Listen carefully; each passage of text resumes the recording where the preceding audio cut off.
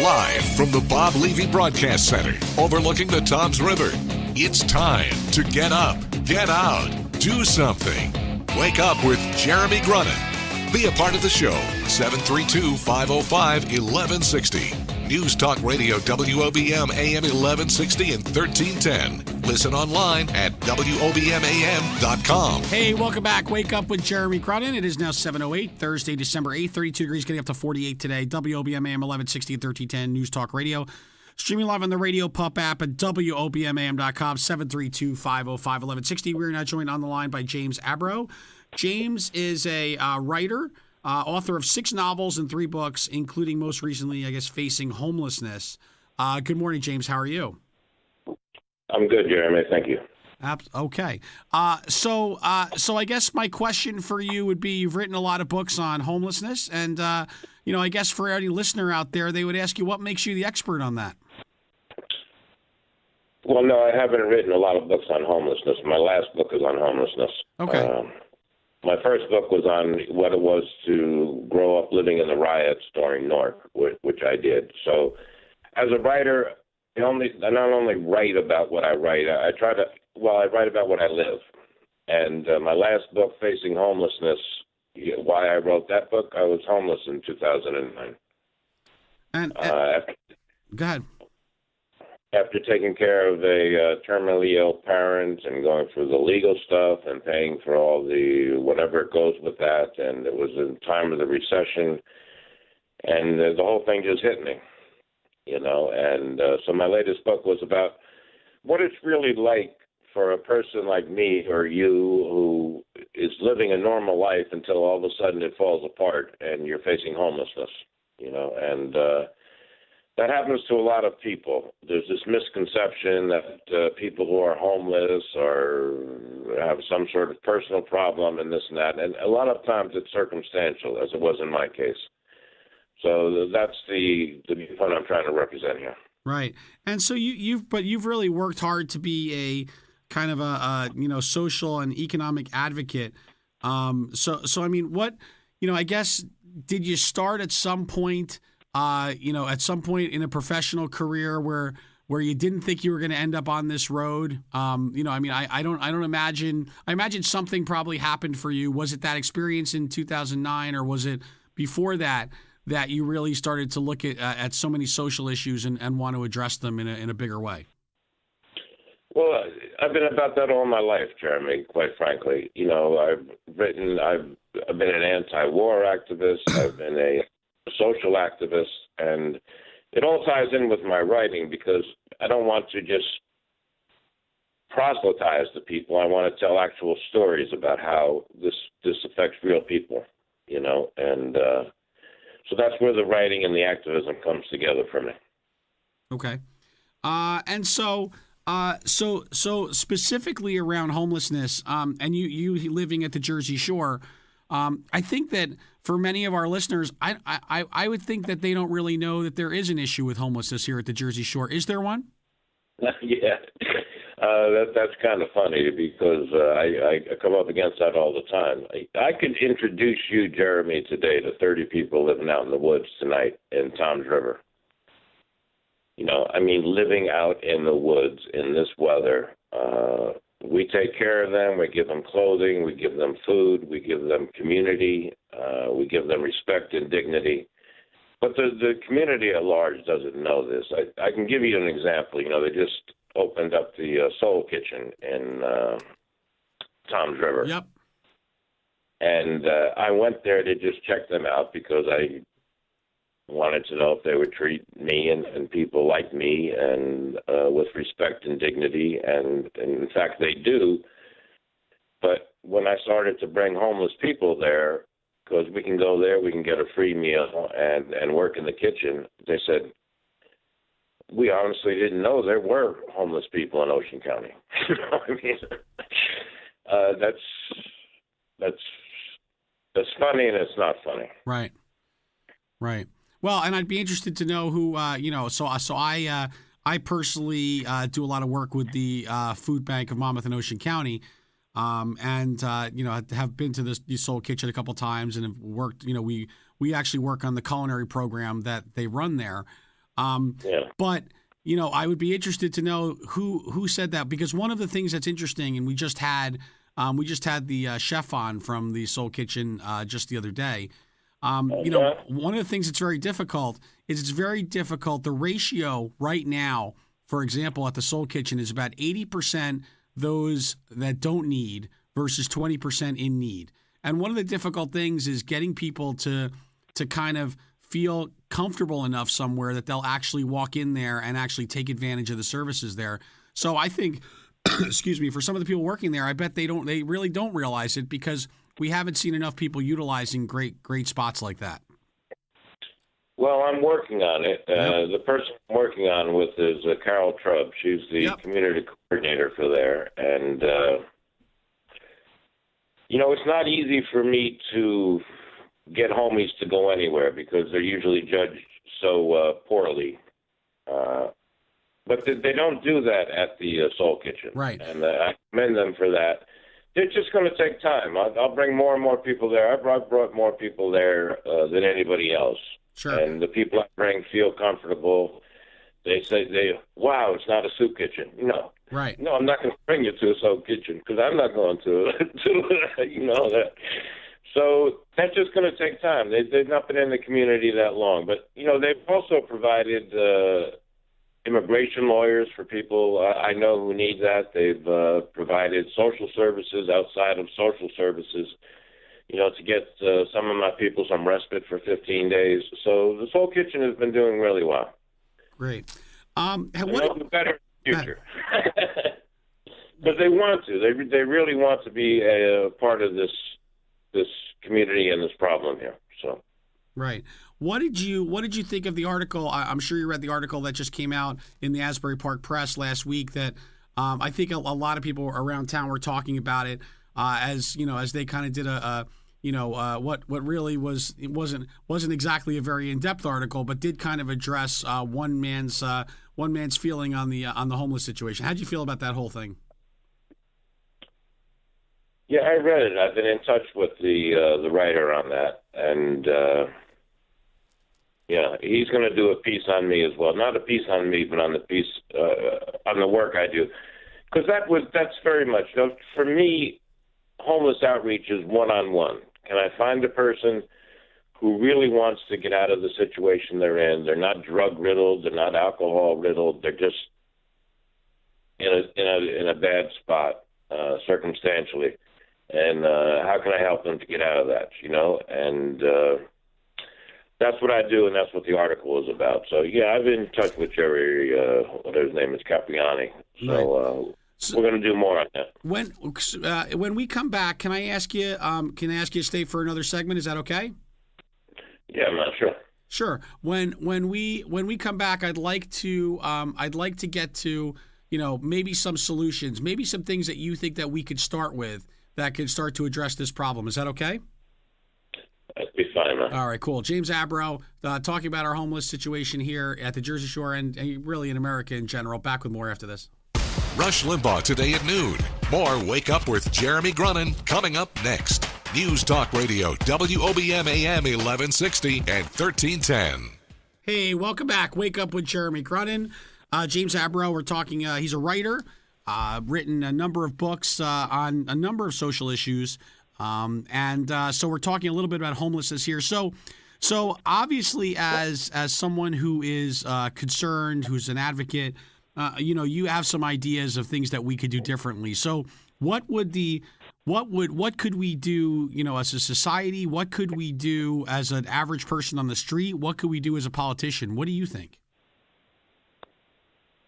Yeah, Jeremy, I've written about this extensively, and the problem is the attitude toward the homeless and the attitude toward the poor that we have in this country. Now, for instance, if you walk this back to the Johnson administration and the anti-poverty programs that he initiated, if we'd have kept those in play, because they were working in the 70s, we would not have a homelessness or an acute poverty problem in this country. Now, the thing is that got blocked by people who were indifferent to the issue, and it also got blocked by Johnson just spending so much political and economic capital on Vietnam and we've done that, from then until now. We've wasted so much money on wars that are really unproductive, and we haven't put it into the country. Right. But the basic problem is that we still view homeless people as bums, as miscreants, as social nonconformists, or whatever you want to put that into. And if you're somebody like me or anybody who works with these people, you know that that's not true. These are people who just got a bad break and didn't have anybody to help them get out of it. And what we should have is a better social services system, which we don't. It's dysfunctional. It's been played with by politicians for 40 years, and they make everything more difficult. So for the last year, I've been lobbying for a county homeless trust fund. Right. Now, the homeless trust funds were initiated actually by George W. Bush, a Republican, right? Because he knew the damage he did to the economy with the housing market and all that kind of stuff, and he wanted. I guess he's not a totally bad guy. He wanted to make sure people didn't fall through all the cracks. Right. And so he initiated a national homeless trust fund, and that, of course, got picked away by people in Congress and the Senate who didn't really want money going to poor people. I don't know why. Well, I guess poor people don't vote for exactly. one thing. So they don't have a constituency there. But, so they don't vote for you. You can't help them anyway. But so that got picked away, and then they did the states created county homeless trust funds where counties can actually create a homeless trust for in their counties. Now, they've done that in, I think, 9 or 10 counties in New Jersey, but not in Ocean County. So I've been in the last year lobbying for that, and I met with a freeholder just a couple of weeks ago, and they're just not interested in it. Like you started out the interview, they don't know if there's a homeless problem here, or if there is a homeless problem, it's intractable. There's nothing you can do about it. We spend so much money, and it doesn't help. Well, you spend a lot of money, but you don't spend it wisely. Right. Well, and it's a slippery slope in a lot of ways, as you've said. Typically, the homeless don't vote. Right. Number one. Number two, it's a problem that we all want to, that I think you'd be hard pressed to talk to someone who didn't want to solve the problem, but you would equally be hard pressed to somebody who honestly would say, I'm okay having shelter X in my neighborhood. Right. I mean, it's. Yeah. Right. Right. I mean, isn't this what, we all felt better, quote unquote, when Tent City was moved out of the woods, and we thought we had solved the problem. And I say we as the general population. But all we really did is relocate things, right? Well, yeah, they gave them a year, which is not enough time to even recover from being homelessness. Trust me, it took me 2 years to recover. And these guys coming out of the woods aren't just going to automatically, after a year, be functional in society. Right. It takes time and it takes services. Now, in regards to the shelter situation that you're talking about, I want to give a shout out here to this boy I know named J.P. Steinberg. He's over at Ocean County College, and he's researching this kind of stuff. And he's got this idea that you just put people in various places within the community, in regular homes that are not being lived in or whatever. There are a lot of rental landlords that know about these places, and if they could get the state to provide rent for the people, they would take them there, and it wouldn't. The homeless wouldn't be all in one place, which seems to scare people. It would be scattered around the whole community in these various homes that are not being occupied. Right. So that's one idea. Right. Can I ask you to stay for one more segment for us? Sure, man. All right. And when we come back, I'd also like to talk about the movement towards like the tiny houses, which I'm sure you're familiar with. Which Ted Gooding has been working on, and a number of other folks trying to address some of the issues that we're dealing with. Is that okay? Cool. Wake Up with Jeremy Grunin, Hometown View, news, and then we're back.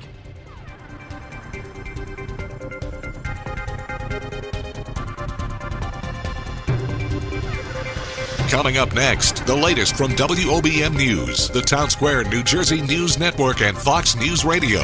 Wake up with Jeremy Grunin. News Talk Radio, WOBM AM 1160 and 1310. Live from Town Square Towers at the heart of the Jersey Shore. Wake up with Jeremy Grunin. Get up, get out, do something. Join the conversation. 732-505-1160. News Talk Radio, WOBM AM 1160 and 1310. Listen online at WOBMAM.com. Hey, welcome back. Wake up with Jeremy Grunin, 7:35, Thursday, December 8th. 32 degrees, getting up to 48 today. WOBM AM 1160 and 1310. News Talk Radio, streaming live on the radio, pop app, and WOBMAM.com. 722-505-1160 to join the conversation. We are joined by James Abro, author, and I feel like that doesn't do you any justice. How do you describe yourself when people ask what you do? I say I'm a freelance liver. Nice. I figured you'd say something like that. I knew there was no way it was going to be some perfect under your LinkedIn profile. This is the one that you choose. So what's your feeling on this the tiny house movement? How do you feel about that? Yeah, people ask me about this a lot, and I'm against it. Let me tell you why. I have to do a lot of research. I write for The Nation magazine. I write for the Center of American Progress. They let everything I write has to be researched and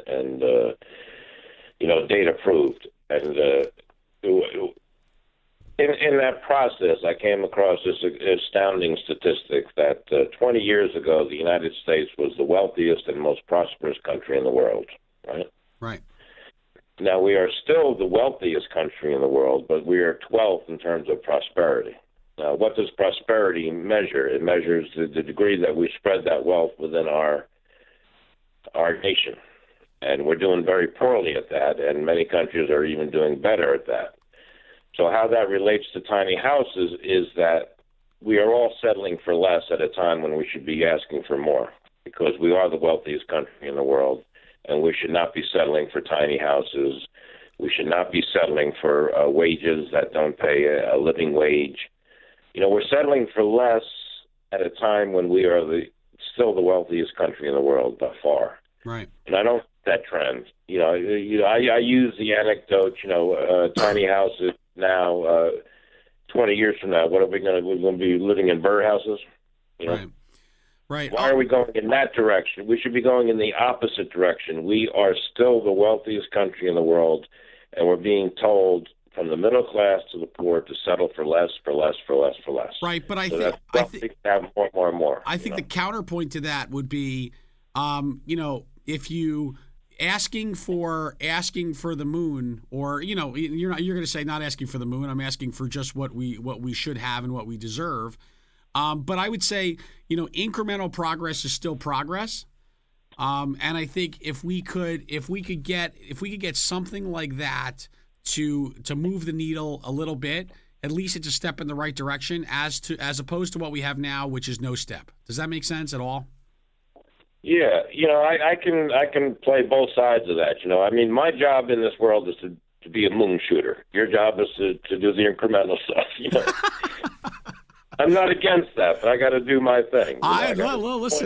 Listen, I get it, man. I do fundamentally agree with you. I do. It does fundamentally make no sense to me that as the richest country in the world, things like basic things like healthcare, if you're working hard and trying to do the right things for your family, you should be able to put food on your table. You should be able to have a place to live, and you should be able to take your kids to the doctor when they need it. It makes no sense that people struggle with that with the way our country, with the wealth that our country does enjoy. Well, and that came home to me when I was in my 20s. I fell in love with a French woman, and I went to Paris and actually married her. And I lived with this notion that America is the greatest nation on earth and we have the greatest lifestyle. And I went over to France and I said, these people know how to live. Right. They're not stressed out. They eat better than we do. They live better than we do. And this whole notion, America number one when you live here, here's another thing. Every time I've written a novel about America, I've lived outside of the United States, because when you're here, you're just bombarded with this propaganda that everything is okay, everything is great. Well, it's not. You know? Right. It's really not. And that's. Well, I totally respect the work that you're doing, and the like you said, we definitely need the moon shooters out there. Because we need folks that are advocating for those that aren't really able to advocate for themselves appropriately. So, sincerely do. We need the incrementalists also, Jared. Absolutely. So, and I like to think of myself as a realist and say, listen, there are some things that I say the public at large can stomach and palate, and then there are some things that they may nod their head, and then when they go into a voting booth, no chance. Yeah. It is what it is. James, can you tell people where they could find out more about you? Maybe where they could grab a book, where they can kind of voice their own opinions or learn more about all you're working on? Sure. I have a website. It's 32 Beach, as in beach, BEACH, productions.com. And you can find all of my work on there, and you can find links to all of my books, all of my novels. And also the articles that I write, they're on my homepage. You can link right there to all the articles. And I would also like to tell people that right next door to where you are, actually, you're at 8 Robin Street, right? Yep. At 22 Robin Street is the little church. It's the Toms River Community Church. And they do fantastic homeless outreach the first and third Saturdays of every month. From 10 o'clock in the morning to 2 in the afternoon, and just to come by and see what we do. That's the group I'm most affiliated with. Oh, that's great. That's great. Yeah. Well, and they do a great job. Shout out to Judy Weifert. She started the homeless outreach, and it's just incredible. It's the only place I know where you can go and the homeless are not treated like homeless, you know. Right. We're all there together. We're all equal. We're all one. We just help one another out. You know. All right. Well, thank you again, James. James Abro, thank you for having a candid discussion with us, and keep shooting for the moon. Okay. Yeah, look forward to meeting you in person, Jeremy. Absolutely. More Wake Up with Jeremy Grunin coming up after this.